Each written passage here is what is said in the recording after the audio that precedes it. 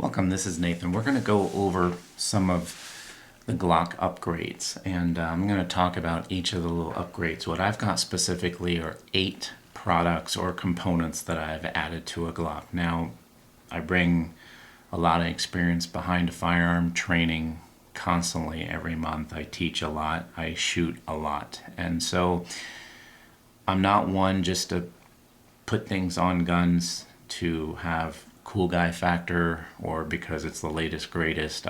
We put things together out here on firearms, especially the Glock, so easily modifiable and upgrade that is available out there for these guns. Typically, again, going through Glock armor courses, going through the schools, I typically advise your students or our students to keep as little on the gun as possible, especially depending your purpose of the gun. Is it a competition gun? Is it a self-defense firearm? This gun is pretty much designed for competition. It's a Glock 17 9mm, and we're going to go piece by piece what I've done, what I do to the gun for upgrades, and we'll talk about each. So first, let's go ahead and start with what we have here is a JP Enterprises magwell. This thing definitely does make a difference, adds some lightweight to it, kind of a beveled magwell.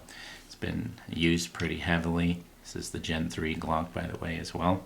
Very easy install, does not take long. You can see it does add speed to your reload. So that's the first one. I think it's a good component. Now for concealed carry, definitely does add a bit to the firearm, so it is a little bulky.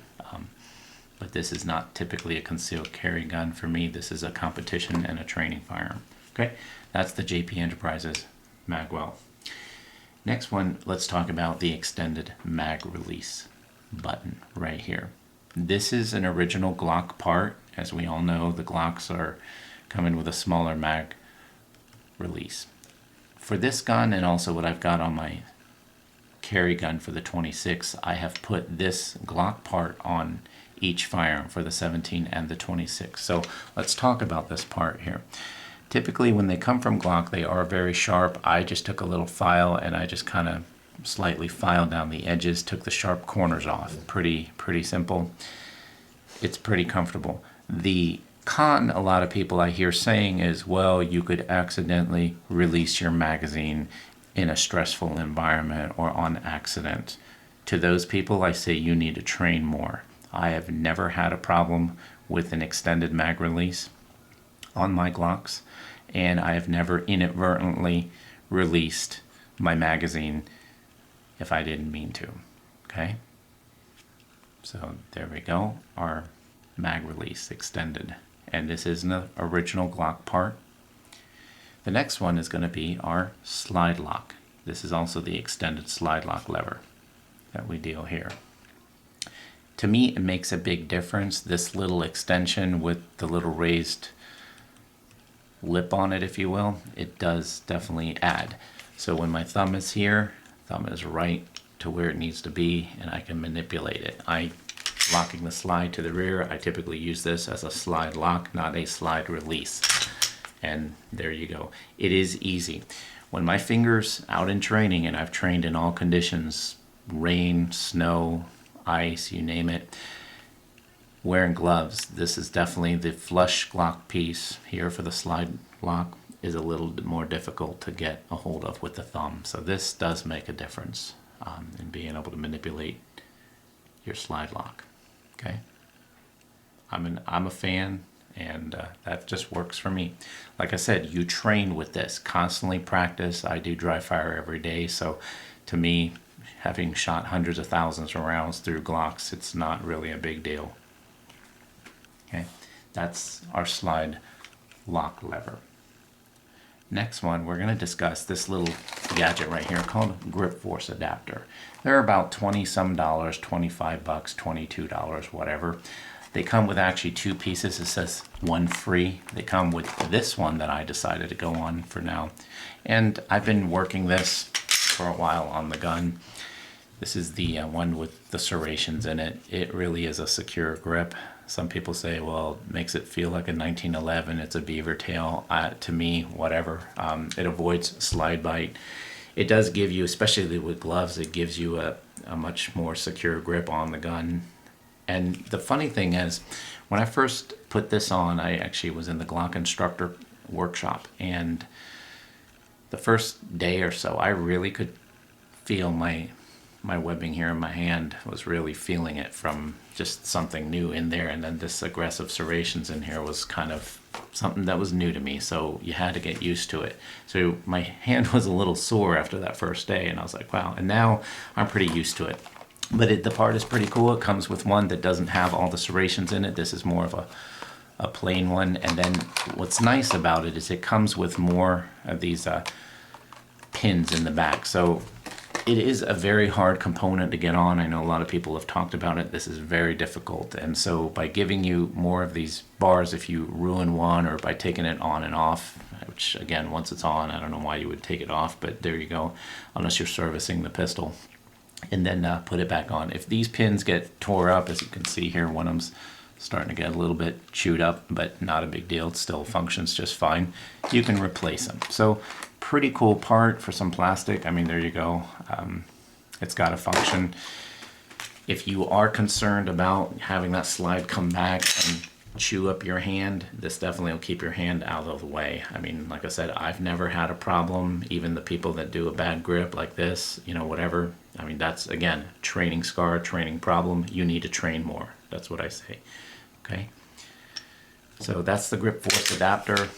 Again, add it if you wish. For concealed carry, it will stand out a little bit more. I mean, again, it's a training thing, and it's a preference, I guess, really. To me, I don't know. I've got it on this gun only. I don't add it to my other Glocks. Okay, grip force adapter. Next one, we're going to talk about the Ghost springs and Ghost connector. This is the 3.5 connector. I have put the springs into my slide and into my my frame here, so with the connector. What I say about that, we all know typically our Glocks have about a 5.5 trigger pull. This will not give you a 3.5 pound trigger pull by any means. You might get a 4.5. That's where you're gonna go. Some people say it's a little smoother, a little crisper. I personally did not notice that big of a difference utilizing these Ghost springs, and to me, like I said, I've shot a lot of Glock handguns, and I've shot them a lot, so it's not really, to me, that big of a difference, but there is a slight difference that you do notice with these components. As Glock typically says, you should not change out the springs, just keep it factory as Glock has it. Okay, so that's another thing that we deal with, the Ghost connectors and the springs. If that's something that you want to get into, go for it. We'll talk about a stainless steel guide rod. A lot of guys say, oh, well, this will reduce recoil. Yeah, not really. But what I've done, this is for a Glock 17, and I've run this in the firearm several times, and it works, honestly, just as well. The trade-off a lot of people want to discuss is, do we have the plastic guide rod originally from Glock? Here's what we'll do. It's a little bit flex in there, so it bends. I was going to say bendy, but you know, there's a little bit of bend to it. Obviously, having a stainless steel one, this one's not going to bend on you. The Glock 17 recoil spring is right here, this one, and this one is a 17-pound spring, and I ordered the steel one in 17 pounds as well.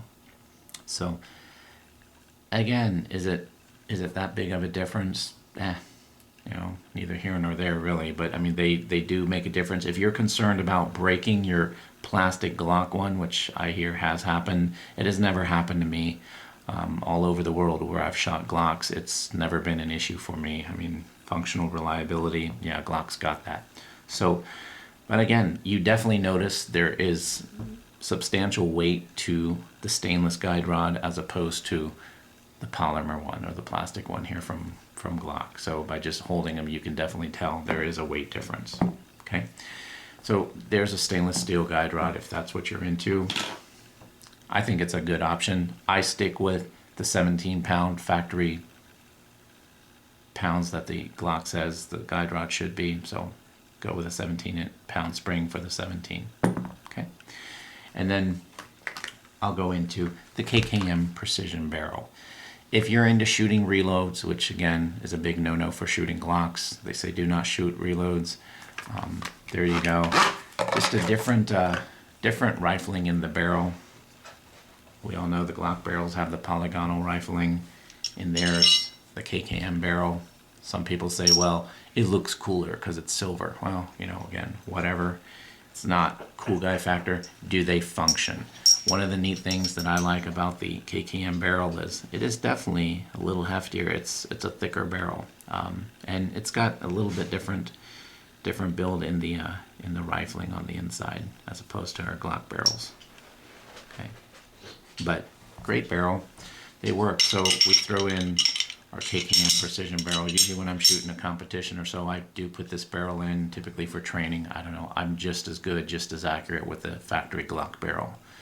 And again, I've heard reviews and students in the past say that they dropped in their KKM precision barrel and all of a sudden they're shooting half-inch groups at 25 yards, something they couldn't do with their Glock barrel. I can tell you, if you can't do it with your Glock barrel, you sure as hell can't do it with your KKM precision barrel. So I kind of have to laugh at that when I hear that kind of stuff. Again, is it more accurate? Yeah. Goes right back to training. How often do you train? So there we go. So those are my big components that I deal with. Now, back on the gun, we've got it all together. Here it is. So that's my gun with the components that we just discussed. Now on the slide, let's talk about one thing. We all know that the Glock has really terrible sights on it. I mean, again, for night sights, for all guns, I'm a big believer of night sights. So let's go ahead and go over our sights here. These are the Trijicon HD sights. They are pretty aggressive, very, very good sight. I got this one on this firearm, has the big yellow dot on the front. I also put the same set on a Glock 26, which has the orange dot. You know, so there you go. This is the upgrade, but they are very visible in daylight, that big dot. For long range shooting, these are not probably the best. Anything really 35, 40 yards and out. This front sight will obscure pretty much most of your target, so not really that great for it, but for close in, this is great. What I also like is the U-notch back here is a little bit wider than the standard Trijicon night sights. And also what we have is with these, they have kind of the serrations here on that so your eyes can focus, and you have two Trijicon glow dots. Now, when it gets dark, all you see, there's a tritium insert in the front here as well. You won't see the yellow anymore. You're going to see 3 green dots at night or in a dark environment. I'm a big believer in night sights because honestly, if you have to articulate in a self-defense situation, could you identify your target? Yes, there was a threat. Could you properly see your sights? Well, no. And if you don't know flashlight techniques, you might get hung in court. Okay, so see your sights, be able to identify your targets. I'm a big fan. All of my Glocks standard, I just take the factory sights off immediately and pretty much throw them out, and these go on. Any night sights, and I stick with the Trijicon. That's just brand preference. I've dealt with for 20 years and they've been on all my Glocks. So that's the Trijicon HD sights. Okay. And our final upgrade that I deal with, kind of twofold on this. This is the Glock +2 base pad that I deal with on my Glock 17 magazine.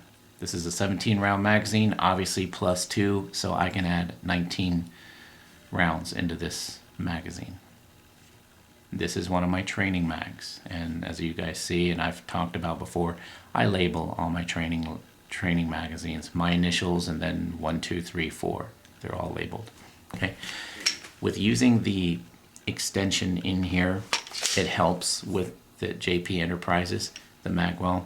You can really get to it if you had to grab it, so I can pull it out if I need to. As opposed to a flush magazine right here, it just sits in, and you can see how flush that is. So if you really had to get to it, it could be a little bit harder. Here, I can really grab it and pull it out. Okay. Those are my 8 features that I like to put on the Glocks, or typically the ones that I'm going to use as training firearms. Typically my self-defense Glocks stay pretty standard, except again, night sights. That's all they get. Right, again, thanks for watching.